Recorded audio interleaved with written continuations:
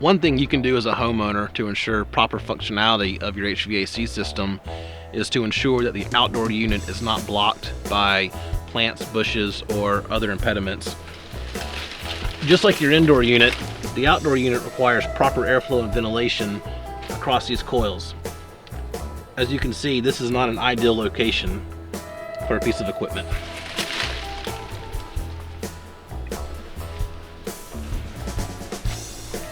Another thing you can do when you're mowing your grass and using the weed eater around your air conditioning unit is to make sure none of the clippings are getting or collecting around your coils. If they do get there, you need to get a water hose or a blower and blow them off and keep this unit clean to allow for proper airflow across the coils.